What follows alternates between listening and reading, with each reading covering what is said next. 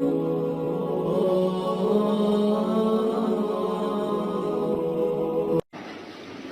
نبی کریم صلی الله علیه وسلم یو صحابی دی حضرت حذیفه رضی الله عنه. هغه فرمایي چې کله به نبی علیہ السلام ته داسې یو کار را مخکې شو چې هغه به د پریشانۍ او د خفګان به او نبی علیہ السلام مبارک به ورباندې خفه کېده، فزع الى الصلاة نو هیبت سره بزر مونځ ته ودرېده، الله ته به رجوع کړه او مانځه باندې به ودرېد. نن سبا اکثر ملګري دا شکایت کوي چې رد فلان کې مشکلات دي، فلان کې مشکلات دي، څوک د مقدمې نه فریاد کوي، څوک د دشمن نه فریاد کوي،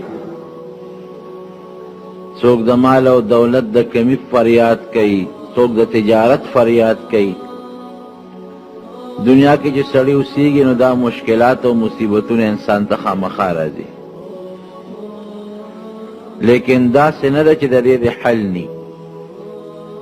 د هر یو تکلیف او د مصیبت او د پریشانۍ حل شته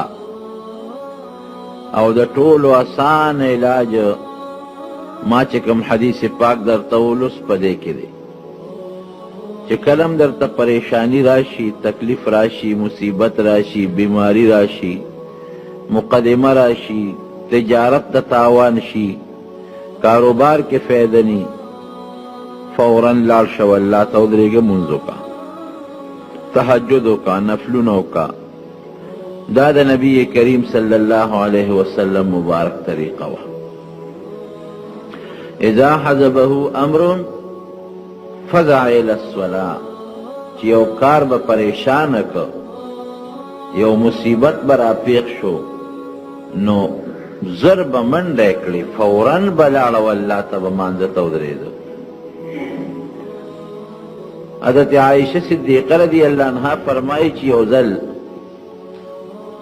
نبی علیہ السلام مبارک راغی ماسخوتن چې بستر باندې سم لاس نو فوراً پاسېده او دس یې وکړو، د اودس نه پس په مانځه ودرېده، مونځ یې شروع کړ، ولاړ دی اوږد قیام کوي او پکې جاړي، بیا رکوع لاړ، په رکوع کې هم ژړل، د رکوع نه چې سر مبارک را پورته کړ بیا یې ژړل، چې سجدې ته لاړ بیا یې ژړل، بیا په دویمه سجده کې ژړل. ټوله شپې دا منځونه وکړل، ولاړ به او ژړا به یې کوله تر دې حده پورې چې حضرت بلال ورته راغی، وی صاحب د مانځه وخت دی، د سهار مانځه له راځه. وی ما پې رحم راغی او په نبی علیہ السلام خفه شوم چې خدای څه چل شوی دی، ټوله شپه په مانځه ولاړه او بیا په مانځه کې جاړه. ما ورته وی چې د الله رسوله تا ته خو الله مخکې وروسته هر څه بخلي دي، نو دا دومره تکلیف دې په ځان ولې تېر کړه چې ټوله شپه الله ته ودرېدې او عبادت دې وکړه او دې ژړل. وی فرمایل چې ښه نو الله راته مخکې وروسته هر څه معاف کړل، افلا اکون عبدا شکورا، نو بیا خو پکار دی چې د دې نه زیات عبادت وکړم او د الله د دغه نعمت شکریا ادا کړم. دا زمونږ د حضور پاک مبارک حالت دی. عائشہ صدیقه رضی اللہ عنہا فرمائی یو ځل راویښه شوم، د شپې نبی علیہ السلام نشته، تیاره و لاس مې وتپه کوټه کې نو ویرېدم چې هسې نه چې څه تکلیف ورته څوک ونه رسوي. جومات ته راووتم، تیاره و په جومات کې مې چې لاس تپه نو د نبی علیہ السلام مبارک په خپو مې لاسو لګېده او خپې یې ولاړې وې او نبی علیہ السلام په سجده پروت و. او یو بله موقع کې چې مې سترګې وغوړولې نبی علیہ السلام مبارک نو، وی چې نو نبی علیہ السلام نو بار راووتل، بار جومات کې هم نشته. فاطمه رضی اللہ عنہا کله لاړم چې ممکن د کاغې کرئ، بیبیانو په کورونو کې مې ټولو کې وکتنو، علي صاحب را پاسې دغه سره هم سودا شو چې حضور پاک د شپې څه شو. وی رانه مخکې مونږ ورپسې وو د بقي مقبرې ته لاړو. وی هلته نبي علیه السلام په سجده پروت دی، الله ته جاړي او په سجده د پاسه په ځمکې تندی مبارک لګولی دی. دا د حضور پاک مبارک حالت و چې کله به نبی علیه السلام مبارک ته څه قسمه تکلیف یا څه یره یا څه پریشانی یا څه بل څه لانجه پیښه شوه، دروازې او شپې ته یې نه دي کتلې، خو بس نبی علیه السلام بس جومات ته یا په خپل کور کې یا یو ځای ته یا بل ځای ته وتی دی او الله ته سجده کړې ده، مونځ یې کړی دی، فریاد یې ورته کړی دی. دا طریقه وه. صلات توبه ګوره، وی چې کله څه مصیبت درته جوړ شي او په ګناو یریږې توبه وباسه، صلات توبه ورته وایي. ګناهونه دې ډېري او په هغه خپله ګناه یریږې، صلات تسبیح کوه، د هغې مونځ یې درته ښولی دی. چې د سفر نه به کله نبي علیه السلام واپس راغی، لومبې به جومات ته ننوت، مونځ به یې وکړ، د هغې نه پس به کور ته ته. نو د مارونو دا حضور پاک مبارک مونږ ته یو طریقه ښولی ده چې کله هم څه قسمه پریشانی انسان ته پیښه شي، دی دې فورا الله ته رجوع کوي، الله ته دې ودرېږي. دا خو زمونږ عقیده و ایمان دی چې دا مصیبت الله راولي او لرې کوونکی هم د الله ذات دی. بې د الله نه بل څوک مصیبت راوستلی نشي او بغیر د الله نه بل څوک لرکولی نشي. نو چې الله در باندې مصیبت او تکلیف راوست او بوتلونکي لرکوونکي هم الله دی، نو قمقل سړی بیا ولې الله ته نه ودرېږي. کوفه کې یو سوداګر و، نیک سړی و، امانتګر. خلکو به خپل امانتونه هغه سره یې ښودل. پخوا خو پیاده سفر یې وی، نو دی د خپل کلي نه د تجارت په غرض روان شو چې ته بل علاقې ته څه. هغه خپل څاروي اس ورسره دی او د خوردنوش د خوراک سامان وغیره هم ورسره دی، خو چې لږ غوندې د کلي نه یو کوټې بار ووته، نو یو سړی یو مسافر ورته ولاړ دی. اوس کاکا لږ ودرېږه. څه وی؟ ته چېرته ځې کاکا؟ زه خو فلانکې علاقې ته ځم. دا مسافر ځان یې ورته داسې عجزه کمزورې کوي، ما به ځان سره بو نه دی، کرۍ به هم درکړم. اوس خلک په دې موټرو او توزکو کې په کرۍ ځي، به په اسونو او په خرو باندې او په اوښانو باندې خلکو کرایانې کولې، سورلی به یې پې بوتلې. ده خو خپل څاروی دی، دی وایي چې یاره زه خو هسې م روان یم او ځمه، راشه دا لا ښه خبره ده، کرۍ به هم ترې والم، د لارې ملګري به مې هم شي که نه، یوازې به څه سفر کوم، دا به مې بل ملګري شي. وی بس ټیک د په کرۍ ورسره خبره وکړو، دواړه روان شو. دا چې کوم سوداګر دی، دی په عامه لار روان دی، په کومه چې به مخکې دی ته جاري لاره وه چې څه منځې سفر یې وکړه، دوه لارې دي. نو سوداګر په هغه خپله لار ته، دا مسافر ملګري ورته وایي چې هلکه په دې لار لاړ شه. او ورته دا خو ما ته نه معلوم وي، دا خو ډېره لنډه ده. وی زه ما ته نه معلوم وي، ما ته معلومه ده که نه، هغه ملګري ورته وایي دا ډېره نږدې لار ده او ما ته معلومه ده او زر به پرې ورسو، او دا ته چې په کومه دی دا خو ډېره اوږده ده، او په دې لاره کې اوبه هم شته او ګیاګانې هم پکې شته او مزېداره لاره هم ده.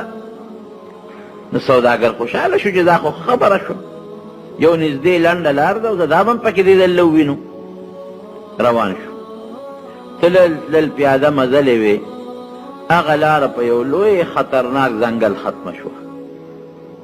خو چې څنګه لاره ختمه شوه په یو خطرناک ځنګل باندې، هغه د سوداګر هغه ملګري چې دا چا ټګي ورسره وکړه، د اس نه یې ټوپ کړې او دې شا کې یو لوی خنجر پټ کړی و، یو لویه چاړه وغیره وویسته او دې سوداګر ته یې دقسې ونیوله، ویې راکوش دا خو دې ما سره ظالمه دوکه وکړه. او دا سوداګر وایي چې یو خوا بل خوا مې وکتل، لومړی انسانان هم پراته وو، د چا کپرې پرتې وې او د چا ډوکې پراته وو. ویرېدم چې خدایه دا څه په مصیبت واوړېدم. وی ما وی دې سړي ته چې داسې کار دی چې ته دا څه کې دا خو د مال او دولت دپاره کې دا اسم ستا دی دا مواله او چې ما سره څومره پیسې دی هغه هم در کوم هر سوال او ما پرېږده وی دا سړی راته وی په خندا شو چې لاول به تا وجنم وروسته به ستا مال قبضه کوم دا خو چې تا پرېږدمه نو خو سبا به یو ته م ووایې بل ته به م ووایې بیا خو به زما ژوند په خطره کې شي لومبې به تا وجنم او د هغې نه پس به دا مال زمی دا سوداګر ورته وایي چې ښه نو یو کار بیا وکړه اوس لچېدمه داسې وکړه چې ما پرېږده چې یو 2 رکعته لمونځ وکړم دا رونو د مسلمانۍ طریقه ده ګوره اوس چې تکلیف درته ورسي نو الله ته په مانځو درېږه مې چې ما پرېږده یو 2 رکعته لمونځ کوم وي داسې ویې خندل وی چې دا څومره کفرې دلته پرتې دي که نه دې ټولو دغه 2 رکعته کړي دي چا زیات هم کړي دي خو د مانځه باندې نه دي خلاص کړی زه تم پکې 2 رکعته وکړم وی په مانځه باندې ودرېدم الحمد مې شروع کړم خو چې صورت له ورسېدم نو صورت رانه هېر شو یره یې په سړي که نه خدای څه ووایم وی اتفاقا یو آیات مې خولې له راغی د قرآن شریف داسې یو آیات چې د دې موقع سره پوره مناسب آیات و امن یجیب المضطر اذا دعاه امن یجیب المضطر اذا دعاه چې یو سړی په پریشانۍ او په تکلیف کې مبتلا شي دغه پریشانۍ او تکلیف والا به د تکلیف نه څوک خلاصوي بې د الله د ذات نه بل څوک شته چې ته خلاص کړي نه وی دا آیت را باندې دا شی بند کوئ ابن ازلی دا له په دماغ پریشاني جوړه غرار کړه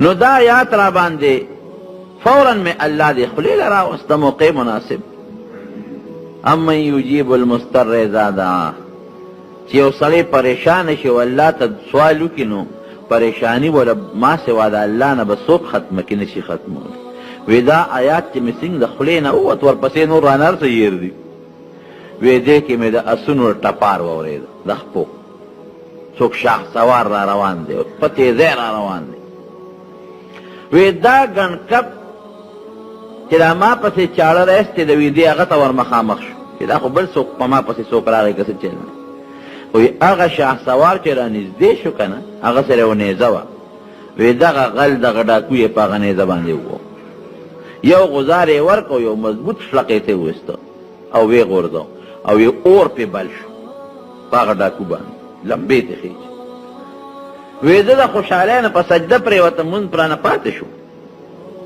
چې سر مې روچت اوس هغه شاه سوار د اس نه ناکوز دی او نیزه ورسره ده وی ما ته یې ښه په اطمینان مونځ وکړه الله د غټ مصیبت اخلاص کړ وی مې چې ته څوک یې اوس په هغه ګڼکپ اور بلیږي لمبي دي پې مردار پروت دی وی ما ته وی چې زه د دې آیات امن یجیب المضطر اذا دعا د دې غلام یم تا چې کله په مانځه ودرېدې الله ته دې رجوع وکړه نو د اسمان د الله د اسمانونه وجړقېدل وی مونږ وی چې څه ناشنا کار خو پېښ دی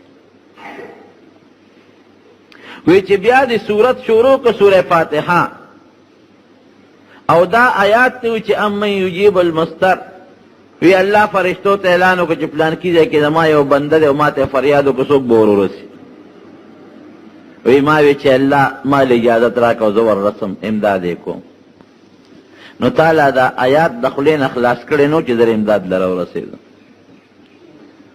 زه فرشته یم او د دغې آیت غلام یم واقعي رونو زمونږ عقیده بدی او زمونږ ایمان بدی چې مصیبت راوستونکي الله دی او لرې کوونکي هم الله دی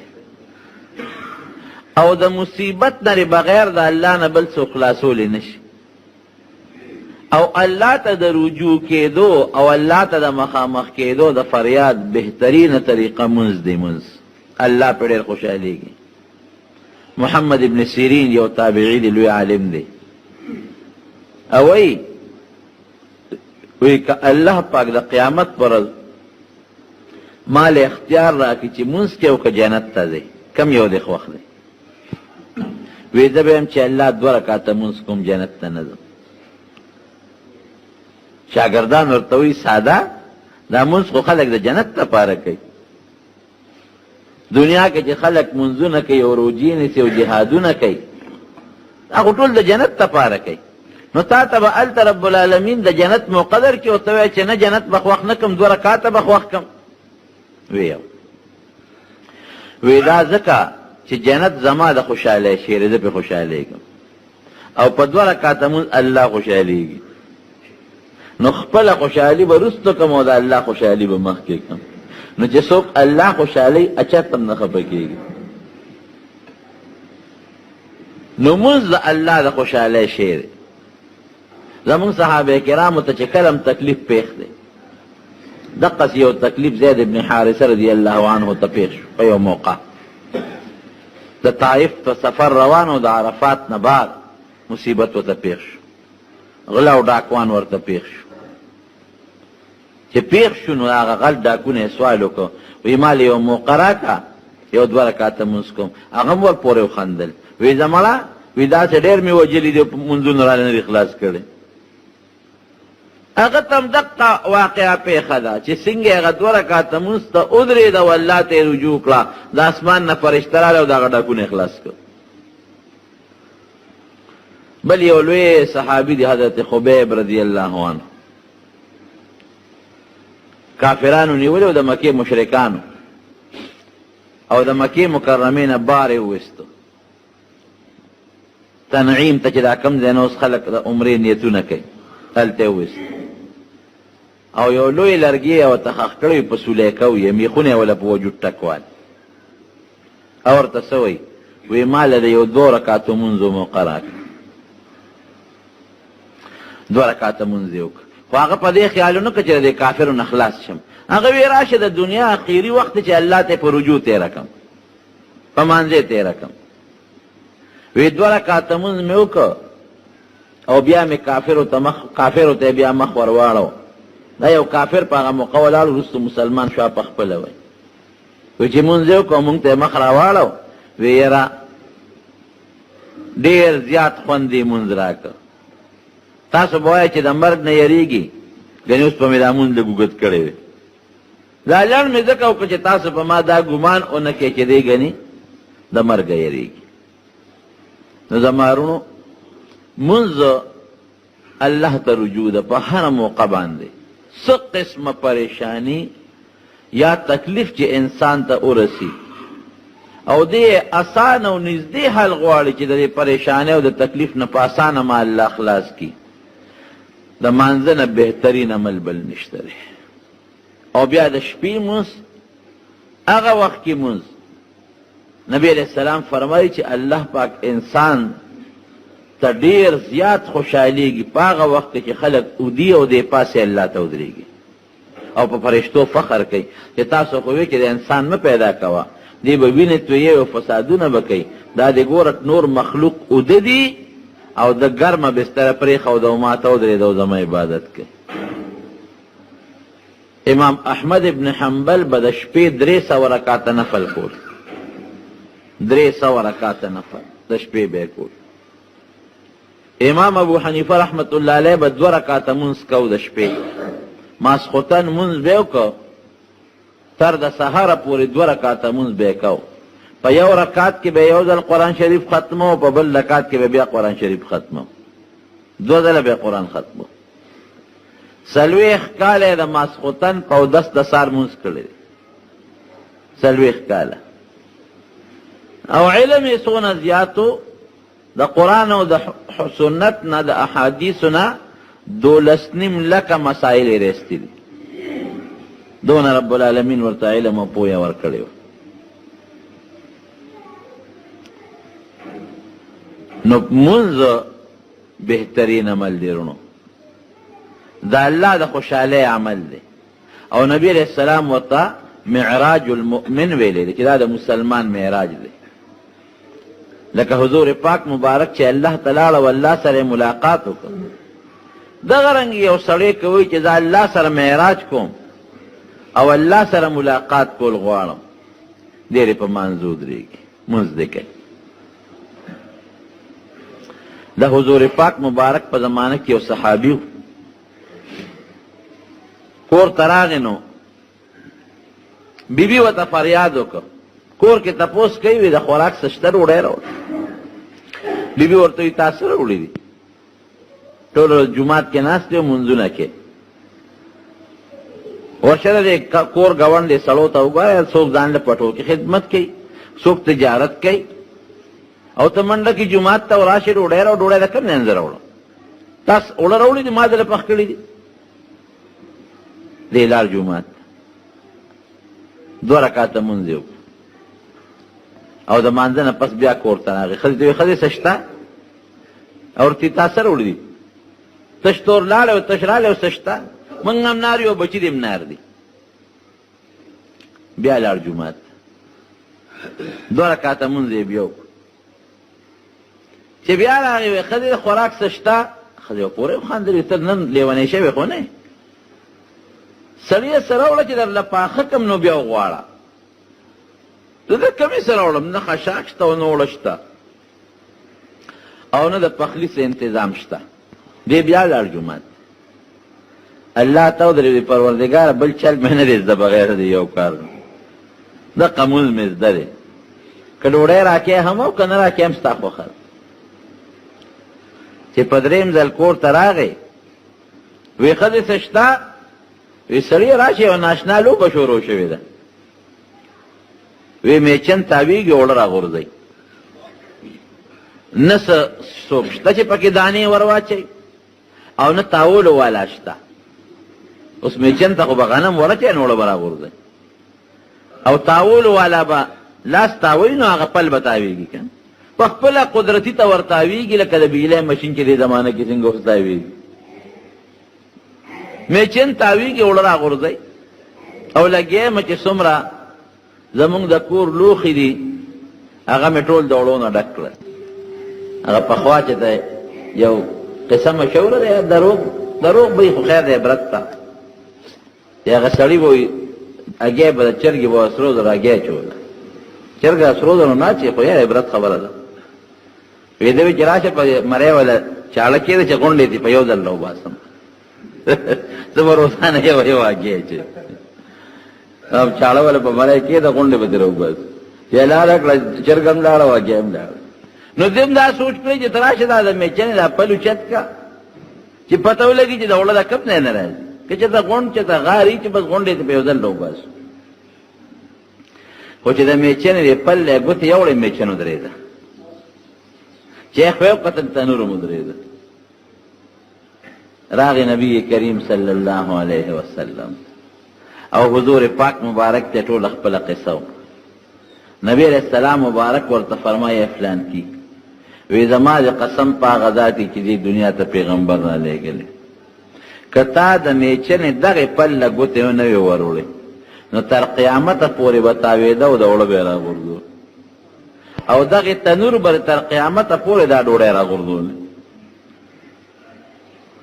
نو زمونږ د علما وایي چې دا ولې؟ وی ګوره دی چې به الله ته ودرېده نو اعتماد او یقین یې په الله چې ماله به الله رزق راکوي.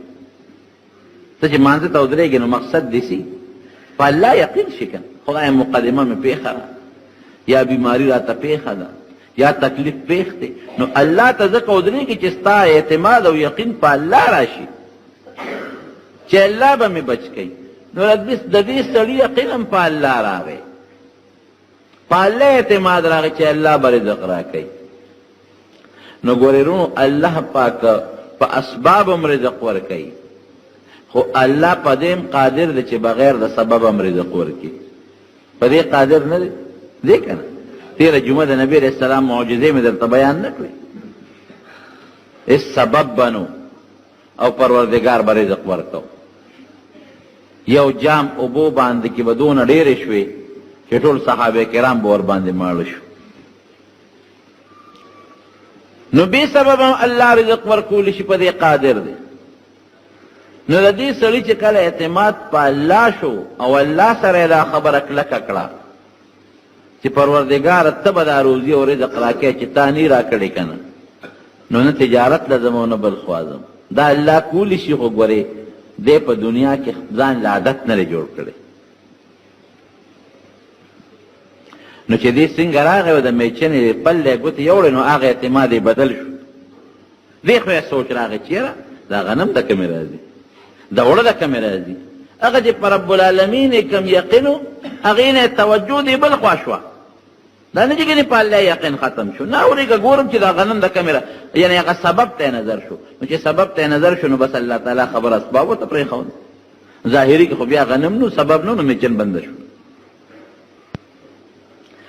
او دا حقیقت دی. ګورې په دې مونځ کې حکمت دا دی چې ستا یقین محکم او کلکه عقیده په رب العالمین راشي. یو سړی دې ضمن کې د عبرت یو خبره درته وکړه.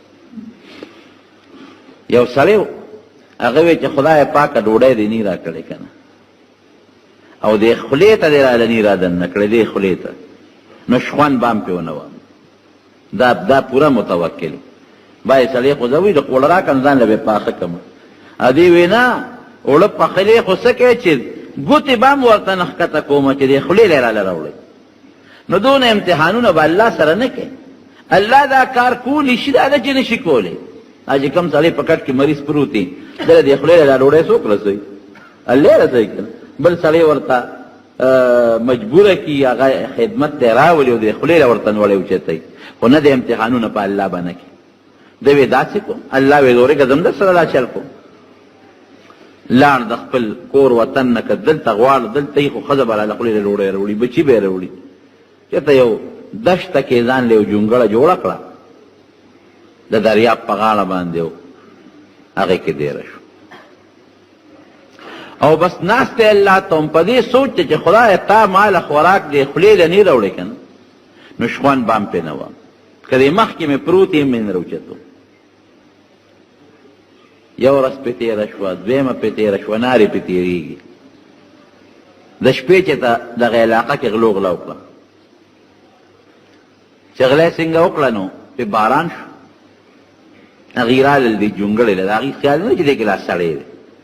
زه خو جونګړه ده چا ځان له جوړه کړې ده، سړی به کور ته تللی، جونګړه به خالي پرته وي. نیغ رالل په دا جونګړه ور ننوتل، چې ننوتله اوس دې پکې پروت دی.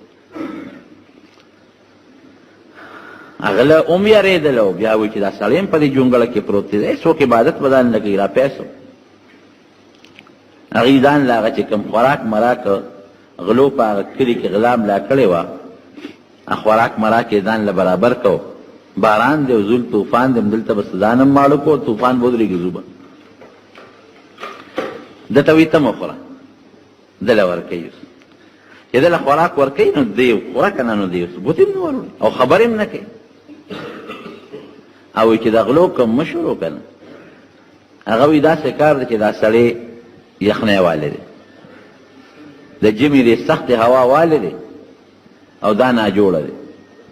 او ظالمانو خپل خوراک رستو کې او داسې کو چې لاول دا سړی د څه غم په کار دی. یعنې که دا مړ شو که نه، او سبا مونږ چې ته ونیوي شو، نو ویې چې دا سړی هم تاسو وجلی دی. وی ده سره څوک وي، بس یخني شوې ده اور ورته بلو، مونږ به هم ګرم شو، دی به هم ګرم شي. اور یې ورته بل کړی، چې بل کړی نرم حلوا وله پخو. دا جامې داسې معلومېږي لکه کلي شوي دي، حلوا وله پخ کړی ده، یا خوره که نه، دی بیا ګوتې نه وروړي. چې دا غلو کم مشر دی، هغه وی لکه یو چل کو. دا څاروي چې کله ناجوړه شي که نه، ما هم دا غوږ مخکې ساتلي، چې څاروي کله ناجوړه شي نو دې دا ګیا نه خوري، نو خلک وله په خوله کې په زور ګیا وربندي. داسې ده که نه، وی چې شخوان یو ځل والي نو بیا به خوري. نو هغه د غلو چې کوم مشر دی، هغه وی داسې کار کوو چې دا خوله وله واده وي، دا جامې کیلي شوي دي. نو یو نوړی حلوا کم پرې خوله کې ور ومنډله، او لږ یې خوله وګرځېده، بیا په خپله خوري. نو چاړی را واغېسته چې پرې غاښونو کې وله ور منډو، په زور وله جامې کولاوه. نو چې څنګه یې چاړه را واغېسته، دله پرې غاښونو منډي، دله خندا ورغلې، په خندا شو.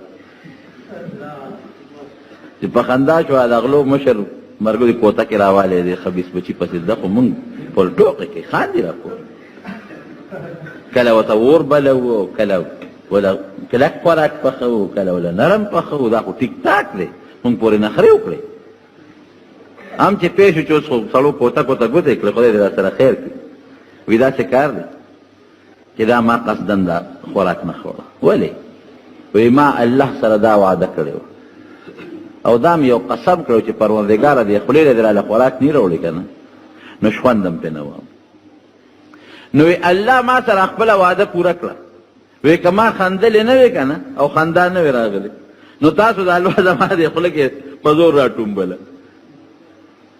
زما رونو داسې الله ګورې کولی شي الله په دې قادر او طاقت لري او که وی دا به څنګه نو زه درته بل مثال هم ښیم دا مرغۍ چې د مور نه پیدا شي دا ګی نه روځي او جاله کې ناست دي نو دا مرغۍ بې عقله حیوان دی عقل نه لري او دا ځي او په خوله کې په مخوکه کې خوراک راوړي او د خپل بچي په دا خوله کې ورمنډي که نه ورمنډي دا د الله ذات دی که نه سړی حیران شي چې خدای پاک په خپله هغه مرغۍ خوراک نه خوري هغه مور الله دونه مهربانه کړي چې په خپله خوراک نه خوري او ځي کله ورته ته ګوري نو هغه ډوډۍ وړه وړه کوي په دې مخوکه کې چې ښه پوټې پوټې یې کړي نو یو دانه راوړي او هغه بچی خوله ورته واده یو په دا خوله کې ورته ورمنډي نبی کریم صلی الله علیه وسلم فرمایي ای زما امتیان که تاسو په الله باروسه وکړه او په الله هم توکل وکړه هغه توکل چې د الله د ذات سره ښایېږي که داسې توکل هم وکړو وی په دې خپلو بسترو کې به پراته یو الله به رزق درکوي وی دې مارغانو ته نه ګورې سار چې د جالې نه وځي نو اوږي وځي او ماښام چې راځي نو مړی راځي وی لیکن ستاسو په الله توکل او اعتماد نشته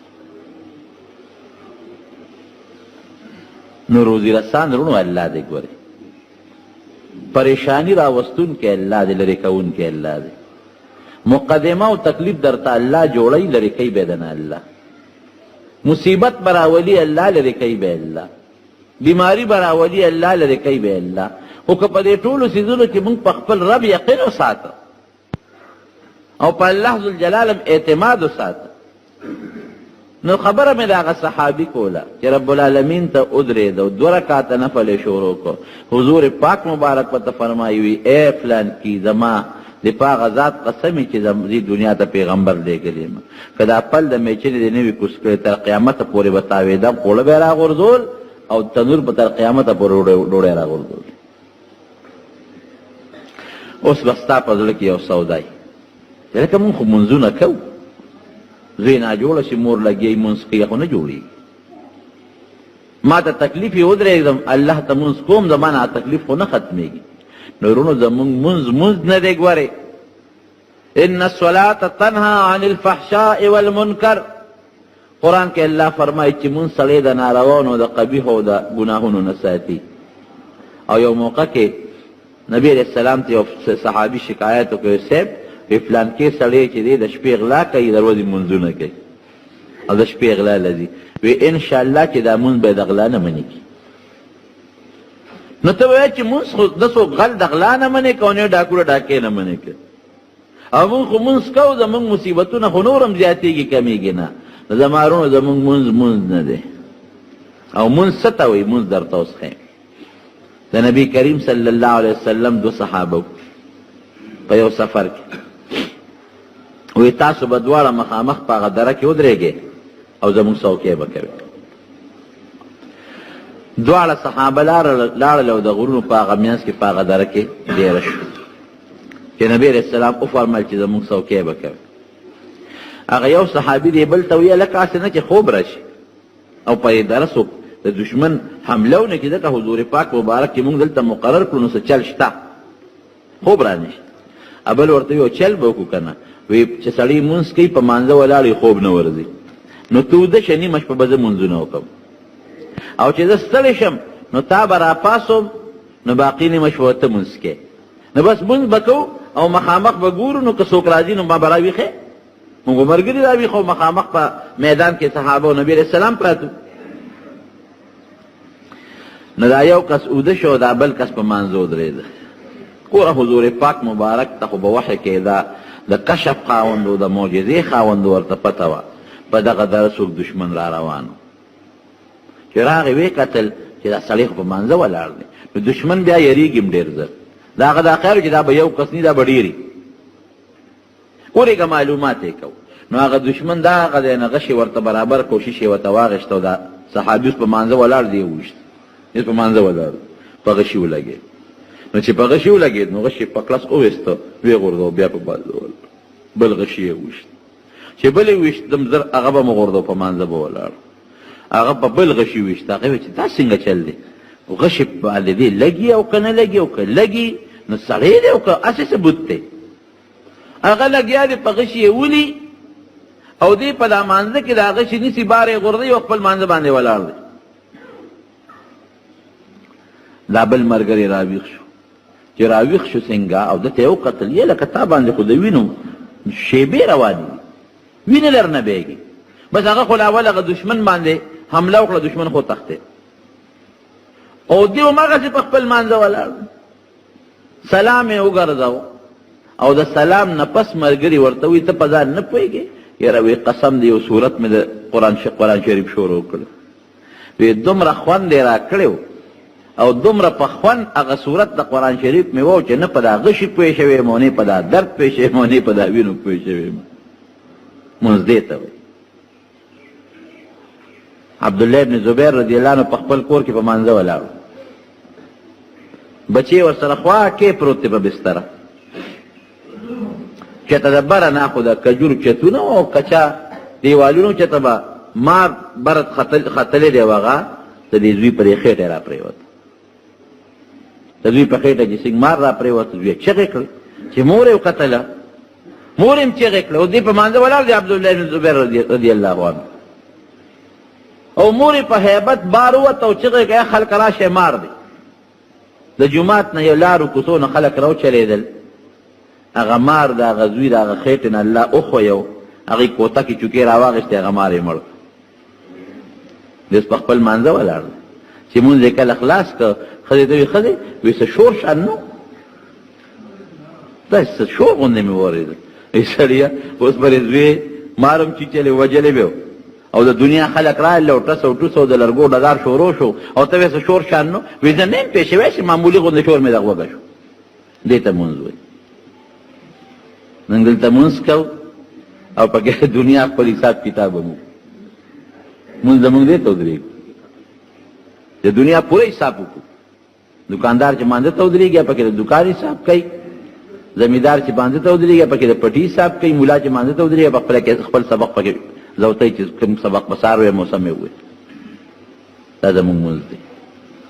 یو سړي نه شیشې یې ښودې ورته روک شو، پیسې چېته یې ښودې په خپل کور کې روکې شوې. چې دې روکې شوې سوچ کوي چې خدایه پیسې مې کوم ځای ایښې دي، پیسې مې کوم ځای کې ایښودې، یېرې مې دي. یا خپل استاد له ویل صاحب پیسې مې چېته کور کې ایښې دي، اوس نه یم پوهېږ چې چا یوړې که ما نه ځای یېر دی. هغه داسې کار وکړه الله به خیر کړي، درته مونځ باندې مونځ وکړه. په مانځو درېده، چې په مانځو درېد مانځه کې ورته ځای را یاد شو. لکه پیسې خو مې پلان کې ځای کې ایښي چې سلام یې وکړه ورغلی وال هغه ځای وکړه پیسې پکې پرتې وي. خپل استاد له لاړه ورته وایي دا څه مسله وه؟ نو یې ګوره وایي دا شیطان ستا په دماغو یو دغه راوسته، یو وسوسه راوسته، ځای د نه هېر کړ. نو په مانځه کې تو درېدې نو شیطان خو هلته کې په مانځه کې خو شیطان وسوسې بیا انسان ته اچوي که نه. نو شیطان پوه شو چې دا خو لږ مصیبت دا خو دې په مونځونو 2 رکعاته پس بیا 2 رکعاته دي، 2 پسې بیا راشه زر ورته پیسې یادې که چې مونځ پرېږده د خپلو پیسو پسې ځي. زمونږ دغه مونځ دی. مونځ ته چې ودرېږو څومره چې زمونږ د ورځې حساب کتاب یې ټول په مانځه کې وکړو. دا زمونږ مونځ دی. دا مونځ وایي مونځ خو مونږ د نارواو نه منې نه کړو. نو تا مونځ وکړه څه ګپ شپ ته ولګوه. مونځ خو مونږ د غلطو نه خلاص نه کړو، مونځ خو مونږ د مصیبت نه خلاص نه کړو. مونږ خو مونځ کوو تکلیفونه خو نور هم زیاتېږي. تا مونځ کړی دی، رښتیا وایه. مونځ دې ته وایي. حضرت ابو هریره رضی الله عنه عمر د نبی علیہ السلام سره لږ تیر کړی، 3.5 کاله تقریبا. او احادیث د نبی علیہ السلام نه 15,350 یا تقریبا نقل کړي. نو باید صحابه به داسې لږ غوندې طنز غوندې کوو، وایي ستا وخت لږ دی د نبی علیہ السلام سره او دونه احادیث تا د نبی علیہ السلام نه نقل کړي دي. نو دی هغه صحابي ته وایي یو تپوس ته نه وکړه؟ وایي او وی بیګا نبی علیہ السلام د ماسخوتن په مانځه کې کم سورتونه لوستي دي. هغه حیران وی موږ د نبی علیہ السلام پسې نه کړی، وی کړی مې دی کنه، خو وی کم یې پکې لوستي دي. هغه حیران ایروله وی تاسو دغه مونځ دی، دغه حال دی چې دا راته یاد نه لري چې امام صاحب په مانځه کې کم سورت لوست، دا راته یاد نه لري. وی دا ولې؟ وی تاسو به لګیا تجارتونه بم کول او چا به خپل زمیندارۍ کولې او ابو هريره ځان ته ګوته ونیولې. وی ابو هريره به په نار او په لوګه د پیغمبر علیه السلام سره دیرو حدیث پې زده کول. نو مونږ هم امام پسې مونځ وکړو او دا پته راته نه لګي. زه یو ځل په مانځه کې خطا شوم، یو ملګري وایي 3 دی وکړه، بل وایي 4 دی وکړه، وایي 5 دی وکړه. مې زه خو دا خطا شوم، انسان دی خطا کېږي. نو هغه چې کوم مقتدیان را پسې ولاړ هغوی کې هم د یو کس سوچ برابر نو. زه هم د دې خلکو مونځونه وکړل، امام هم مونځ وکړه، پته نه لګي 4 یې کړي او که 3 یې کړي. د امام هم پته نه لګي، هم په سوچ کې دی. او د مقتدیانو کې هم څوک داسې نشته چې هغه ته پوره رکعتونه یادې وته وو چې دونه دی وکړل. یو سړی په مانځه ولاړو او یو عاشق چې تا په دې عشق کې مبتلا و، هغه خپلې معشوقې په سوچ کې د ده مخکې تېر شو. چې د دې نیک سړي د دې شیخ مخکې تېر شو، نو دی خفه شو چې هلکه تا زما مخکې داسې دی او داسې زه په مانځه ولاړ یم، ما ته سوچ نشته چې مونځ اخلاص که ورغلی وال دې مری نه کلک راونیو. دا خدای بې خو باسه ما ته نه ګورې په مانځه ولاړ یم، کله داسې تاویږي او کله داسې تاویږي او کله داسې تاویږي. او ما پرېږده سړیه، وایي څه غلطي مې وکړه؟ وایي په مانځه نه وم ولاړه. وایي غلی کښېنه. وایي زه د یو مجازي معشوقۍ په سوچ کې یم، مجازي معشوقۍ. او ما ته دا پته نه لګي ته په مانځه ولاړې. هغه خپله معشوقه په سوچ کې ده، تا نه نیم خبر چې ته په مانځه ولاړې او ته د حقیقي معشوقې په طلب کې او تا ته زه ښکارم چې زه ستا مخکې تېرېږم را تېرېږم. دا سړیه ګیره دې بړو پورې اوږده کړې، ته مونځ کولې په مانځه پوهېږې؟ ته حقیقي معشوقه ته په مانځه ولاړې؟ دا زموږ مونځ دی. نو سړی چې مانځه باندې ولاړ یو او الله ته توجه وي په صحیح طریقه مونځ وکړي، نو د الله کتاب دروغ نه وایي. ان الصلاة تنهى عن الفحشاء والمنکر. تاویلات پکې نه کوو چې صحیح مونځ وکړې، دا مونځ به تا د نارواو نه هم بچ کوي او دا به تا د حالت و غلطو نه هم بچ کوي، د غلا نه به دې منې کوي. او صحیح مونځ کوم. صحابو کې چې اندام به اوس خو اپریشن کوي خلک چې لاس خاشي یا خپس خاشي، نو اپریشن ولو کې اندام ته پرېږدي، هغه د نشې ستن ورته وایي. په هغه زمانه کې خو د نشې ستنې نه نو اپریشن تیټر وي. نو چې صحابو باندې به کله داسې تکلیف راغی چې لاس یا خپه به یې ترې پرې کوله، وی صبر وکړئ چې په مانځو درېږي نو بیا به دې لاس او خپه پرې کوو. د حضرت علی رضی الله عنه په وجود کې غشی نښتی و، غشی نا غشی تاسو په دې عجایبګر کې به کتلي، هغې کې وزرې شانتي چې په غوښه کې ورشي او بیا راوباسي که نه، نو هغه به لا غوښه ځان سره راوباسي. نو چا وی چې دا غشی به دې څنګه راوباسو؟ وایي صبر وکړئ چې په مانځه ودرېږو راوباسو ته. نو چې په مانځه باندې ودرېد هغه شی ته راوایستو. نو چې مونځ یې خلاص کړه، سلام یې وګرځو، هلکه وایي دا دلته شور ده سو. دومره پوه نه شو چې زما د وجود نه غشي وځي، پته ورته نه لګي چې دا غشی دی. او دا پته ورته نه لګي چې زما نه ګوته پرې کېږي او زما نه لاس پرې کېږي، په مانځه به ودرېدل، داسې به الله ته نه شو.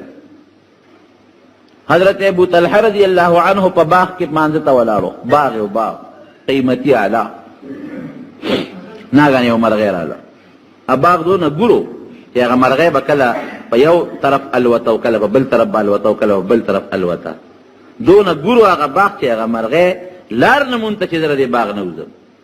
دی ورته په تماشه شو، خوشحاله و چې داسې ښایسته باغ مې دی، دومره ګور دی. خو چې سلام یې وګرځو، اوهو دې باغ خو زه د مانځه نه وویستم، خشوع خضوع یې راله خرابه کړه.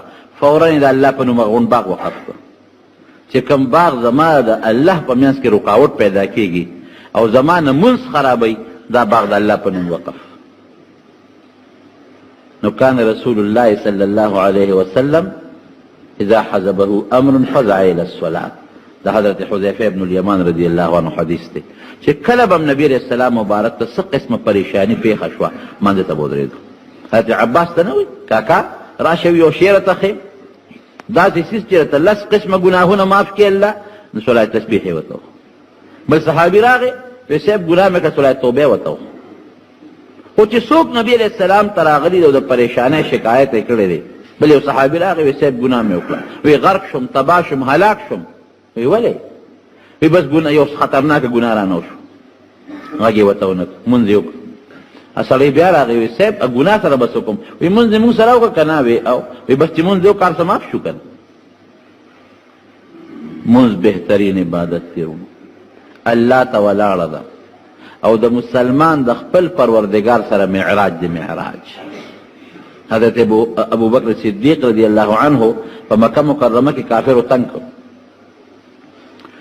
ډیر جاته تکلیف کې کو نو هجرت یې کو نو یو کافر دی په مکه کې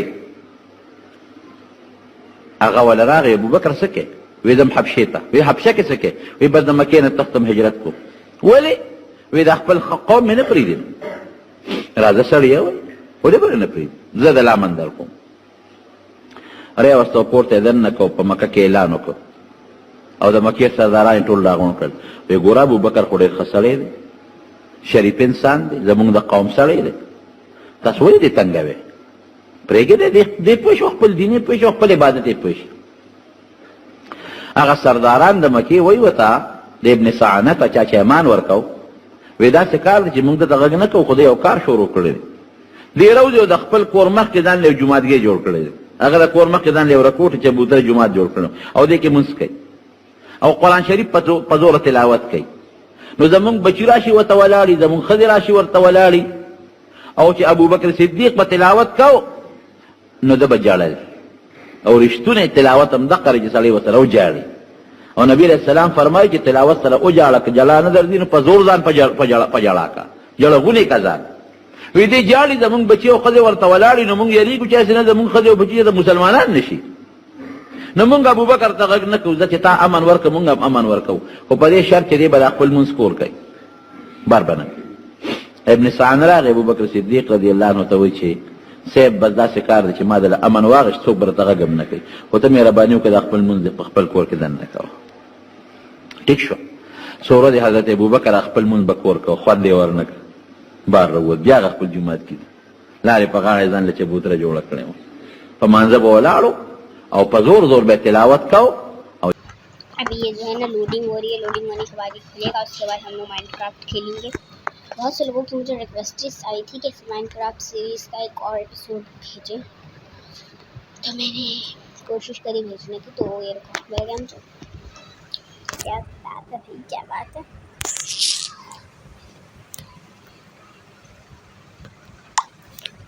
जाते हैं अमीमा लपीनी क्रिएट वर्ड डालेंगे, अपना नाम डाल देंगे. चलो हमारे वर्ड का नाम अक्सा वर्ड होगा क्योंकि मेरा नाम अक्सा है और मेरे वर्ड का नाम वर्ड है, तो अक्सा वर्ड.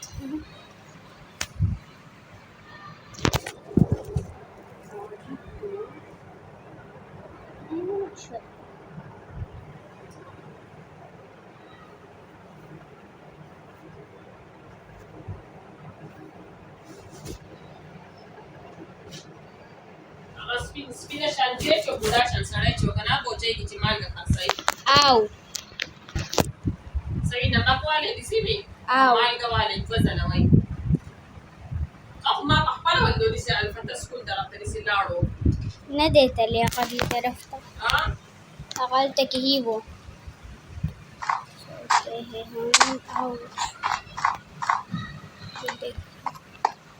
अंदर से लग फील हो रहा था उसमें बाहर निकल. ये किस तरह का ब्लॉक है? अरे तो सैंड है. अच्छा भाई बर्फीला एरिया में हम लोग स्पॉन है.